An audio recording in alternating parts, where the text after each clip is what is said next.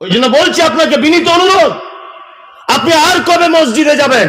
জানেন ফিলিস্তিনের মাটিতে ইসরায়েলের ইহুদিরা অসংখ্য মুসলিম নরনারীকে হত্যার লীলা চালিয়ে যাচ্ছে। মসজিদ আকসা, এই মসজিদে তারা পাথর মেরে বোমা মেরে ধ্বংস করে দেবে এবং নিজেদের দখলে আনার চেষ্টা চালিয়ে যাচ্ছে না? যুবক, সারা পৃথিবীতে যখন মসজিদ ভেঙে দেবার আন্দোলন চলছে, তুমি যুবক আজও আজান হলে বাড়িতে বসে থাকো, তোমার মতো নির্লজ্জ আর পৃথিবীতে কেউ হতে পারে না।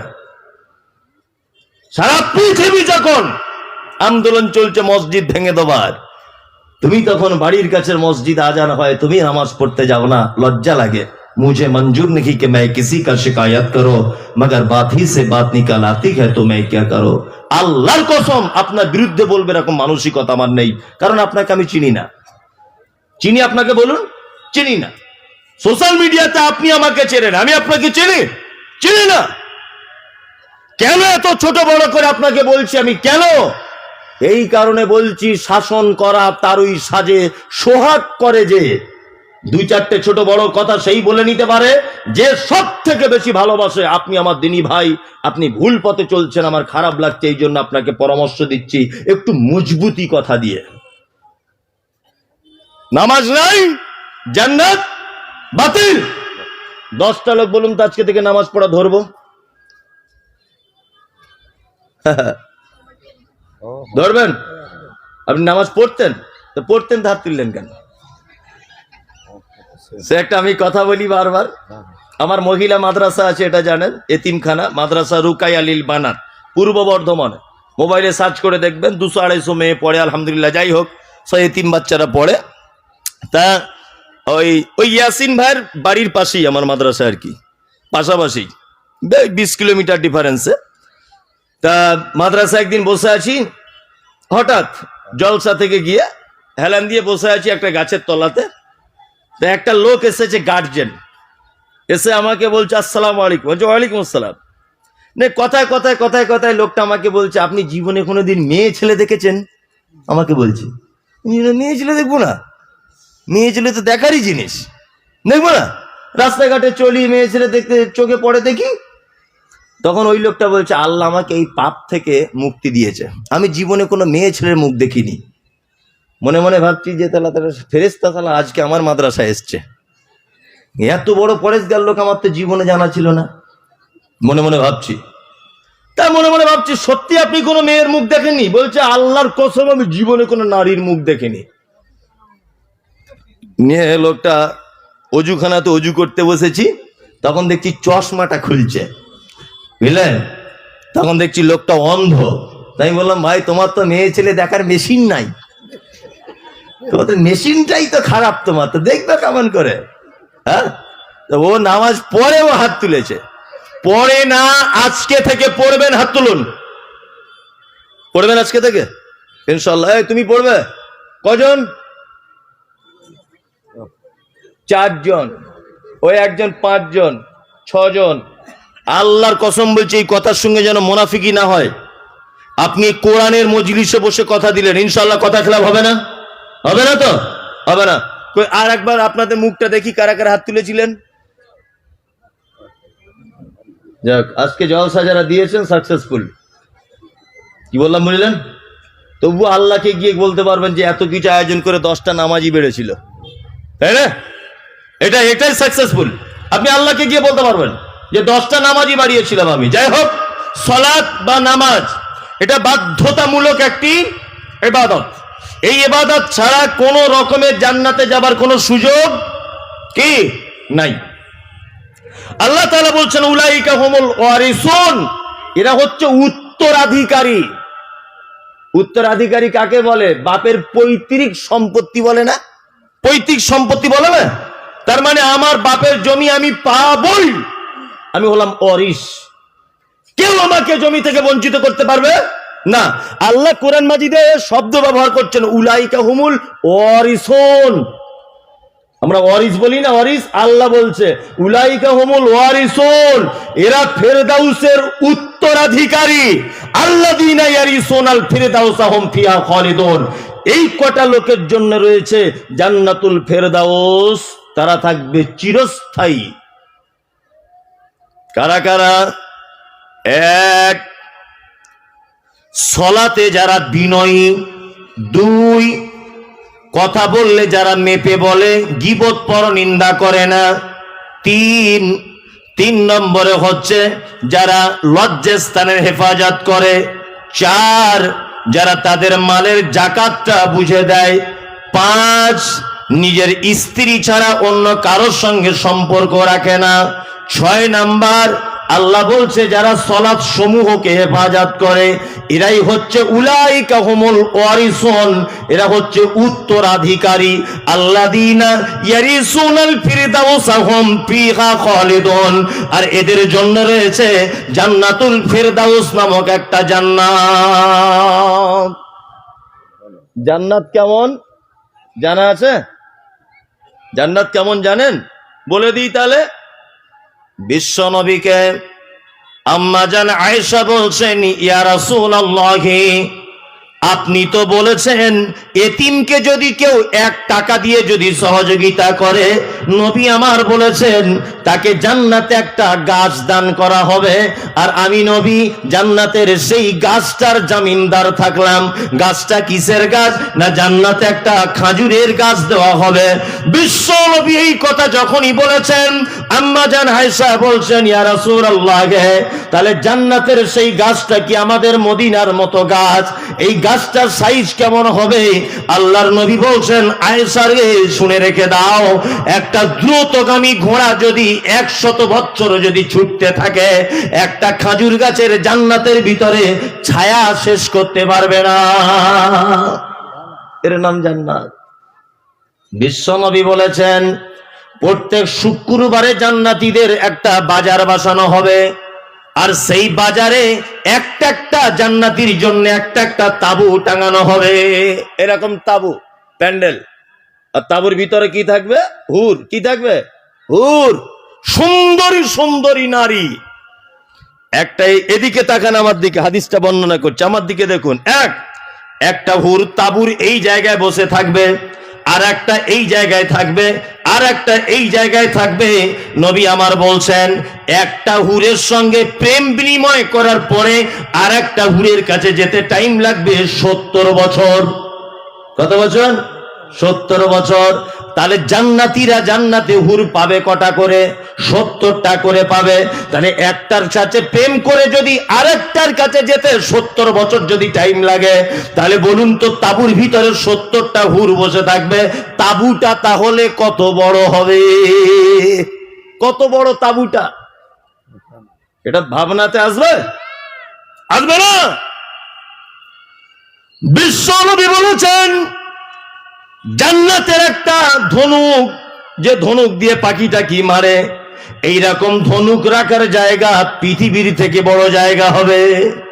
এত বড় জান্নাত। আল্লাহ তুমি আমাদেরকে জান্নাত কবুল করে নাও। আমিন আমিন। জোরে বলুন আমিন আমিন। এবারে আমি বলেছিলাম প্রথমে জান্নাত আর জাহান্নামের ব্যাপারে আলোচনা, এতক্ষণ হয়ে গেল জান্নাত। তাহলে এবার চলুন জাহান্নামে কারা যাচ্ছে একটু সিরিয়ালটা বলে দিই। যদি বলছেন হুজুর আপনি কি ঠিক আলিয়ে বসে আছেন, দেখ পাগল, আল্লাহ কোরআনে বলেছে, আমি তার বাংলাটা বলে দিচ্ছি, শুধু তার বাংলাটা। এক, জাহান্নাম বড় কঠিন। জাহান্নাম বড় কঠিন। জাহান্নাম যাওয়ার আগে শুধু কিয়ামতের দিবসটা কেমন হবে এইটা একটু আপনি আঁচ করুন, যে কিয়ামতের দিবসটা কেমন হবে। এক, আল্লাহ তাআলা বলছেন ইযা যুলজিলাতিল আরযু জিলজালাহা ওয়া আখরাজাতিল আরযু আসকালাহা। কিছুদিন আগে তুরস্কের মাটিতে একটা ভূমিকম্প হয়েছে, দেখেছেন? দেখেছেন? দেখেছেন? তুরস্কের মাটিতে যে ভূমিকম্প হয়েছে, বিজ্ঞানীরা বলছে যে মাটি থেকে 8000 ফুট নিচে মূল ভূমিকম্পটা হয়েছে। তার ফলে অজস্র মানুষ বিল্ডিং এর তলাতে পড়ে সব মারা গেল। চট করে সব বড় বড় বিল্ডিং গুলো ভেঙে তছনছ হয়ে গেল না? তুরস্কের ভূমিকম্প। আল্লাহ তাআলা কি বলছেন? ইযা যুলজিলাতিল আরযু জিলজালাহা। কিয়ামতের দিনের ভূমিকম্পটা কেমন হবে? এটা তো দুনিয়াবি ভূমিকম্প। কিয়ামতের ভূমিকম্প কেমন? আল্লাহ বলছেন ওয়া আখরাদাতিল আরদু আসফালাহা, মাটির তলায় থাকা জিনিসগুলিকে উপরে তুলে দেওয়া হবে। ঢালাই মেশিন জানেন তো, বালি সিমেন্ট সব একসঙ্গে দিয়ে এইরকম করে মাখানো হয়। কিয়ামতের দিনের ভূমিকম্প হবে ঠিক এইরকম। দুই, আল্লাহ কিয়ামতের দিবস বলতে গিয়ে বলছেন ইয়া আইয়ুহান নাসুত্তাকু রাব্বাকুম, হে মানুষেরা তোমরা তোমাদের রবকে ভয় করো। ইন্না, নিশ্চয়ই, জালজালাতা সাআত শাইউন আযীম, কিয়ামতের দিবসের ভয়াবহতা কঠিন ভয়াবহতা। কিয়ামতের দিবসের ভয়াবহতা কেমন? আল্লাহ তারপরে আবার বলেন ইয়ামা তারাউনাহা তাযহালু কুল্লু মুরজিআতিন আম্মা আরজাত ওয়া তাযাউ কুল্লু যাতি হামলিন হামলাহা ওয়া তারান নাসা সুকারা ওয়া মা হুম বিসুকারা ওয়ালাকিন্না আযাবাল্লাহি শাদীদ। কিয়ামতের দিবসটা আপনাকে দেখাই। এই যে বসে আছেন উনি, আপনি আগে আসুন না দেখি, আপনাকে দিয়ে কয়েকটা জিনিস দেখাই, তাহলে সবকিছু বোঝাতে, মানে প্র্যাকটিক্যালে না দেখালে বোঝা যাবে না। একটু এই যে লোকটা বসে আছে, ইনি একজন পুরুষ মানুষ, তাই তো? জি। বিজ্ঞানীদের ভাষা কি? বিজ্ঞানীদের ভাষা, আমি মমতাজুল ইসলাম যদি এখন এই লোকটাকে এই জায়গাটা একটা ঘুষি যদি মারি, ঠিক এইভাবে একটা ঘুষি মারলাম, বলছে ঘুষিটার ওজন যদি 50 ডিগ্রি সেলসিয়াস যদি হয়, ভালো করে বুঝবেন, তাহলে এই লোকটা বেঁচে যাবে। কিন্তু আমার ঘুষিটার ওজন যদি 51 ডিগ্রি সেলসিয়াস হয়, লোকটা মারা যেতে পারে। কারণ একটা পুরুষ 50 ডিগ্রি পর্যন্ত ক্ষমতা সহ্য করতে পারে। বলুন তো পৃথিবীতে শক্তিশালী, মানে কষ্ট সহ্য করার দিক দিয়ে পুরুষ আগিয়ে না নারী? ইয়েস, নারী। নারী, একটা নারীকে যদি কেউ ঘুষি মারে, সেই ঘুষির ওজন যদি 56 ডিগ্রি পর্যন্ত হয়ে যায়, তবু একটা নারী সহজে মেনে নিতে পারবে, কোনো তার সমস্যাই হবে না। কি বললাম বুঝলেন? কারণ পুরুষের থেকে 6 ডিগ্রি ওর ক্ষমতা বেশি। তার একটা নমুনা হচ্ছে এই, চিকিৎসা বিজ্ঞানীরা বলছে একটা মা নরমালে বাচ্চা দিতে গিয়ে যে কষ্ট হয়, এই কষ্ট যদি কোনো পুরুষের হতো, 100-র মধ্যে 98% পুরুষ মানুষ মারা যেত। পুরুষ মানুষের ক্ষমতা কম, 98% পুরুষ মারা যেত। ব্যতিক্রম 2-4টে পুরুষ মানুষ বেঁচে যেতে পারে। নরমালে বাচ্চা হওয়া এত কষ্ট মায়েদের, পুরুষ হলে সহ্য করতে পারবে না। আল্লাহ তাআলার ভাষা শুনুন, কিয়ামতের দিবসের ভাষা। ঈমান আছে না বাদাম চিবাচ্ছেন বসে বসে? আমার দিকে ফিরুন। আপনার মনে যদি সরিষার রাই পরিমাণ ঈমান যদি থাকে, তা আপনার অন্তরে এখন কম্পন শুরু হয়ে যাবে, যে কি কথা বলছেন আপনি। আল্লাহ তাআলা বলছেন ইয়াউমা তারাউনাহা তাযহালু কুল্লু মুরজিআতিন আম্মা আরজাত ওয়া তাযাউ কুল্লু যাতি হামলিন হামলাহা ওয়া তারান নাসা সুকারা ওয়া মা হুম বিসুকারা ওয়ালাকিন্না আযাবাল্লাহি শাদীদ। একজন মা, গর্ভবতী মা, তার বাচ্চা নিচের দিক দিয়ে পড়ে যাবে, বুঝতে পারবে না যে আমার বাচ্চাটা কি করে হলো। এর নাম কিয়ামতের মাঠ।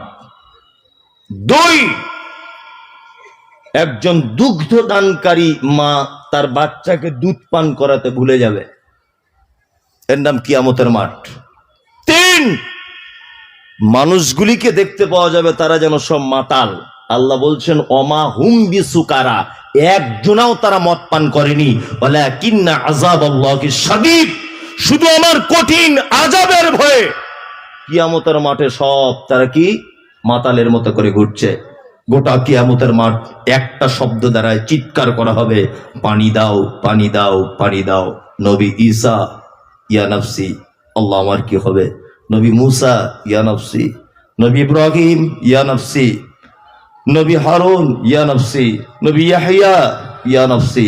প্রত্যেক নবীগণ কিয়ামতের মাঠে ইয়া নফসি, ইয়া নফসি, ইয়া নফসি করবে। দূর থেকে একটা আওয়াজ আসবে, ইয়া উম্মতি, ইয়া উম্মতি, ইয়া উম্মতি। তিনি হচ্ছেন আমাদের নবী মুহাম্মদ সাল্লাল্লাহু আলাইহি ওয়াসাল্লাম।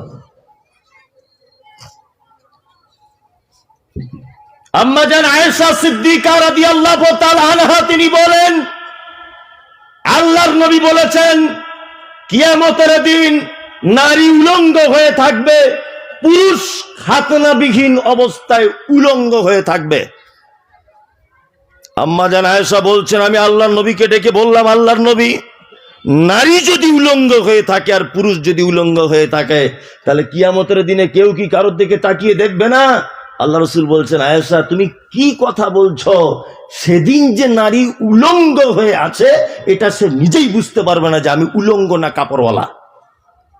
এর নাম কিয়ামতের মাঠ, এর নাম কিয়ামতের মাঠ, গোটা কিয়ামতের মাঠ। পানি পানি দাও, একটু পানি দাও, চিৎকার উঠবে। পানির ডিপার্টমেন্টে থাকবেন আমাদের নবী মুহাম্মদ সাল্লাল্লাহু আলাইহি ওয়াসাল্লাম। আল্লাহ তুমি আমাদের কাউসারের পানি কবুল করেন, আমিন আমিন আমিন। খুব ভয়াবহ দিন। ঠিক আমি টাইমে বলবো, ঠিক টাইমে। চুপচাপ মেরে থাকুন, আমাকে আমাকে আমার কাজ করতে দেন। জি।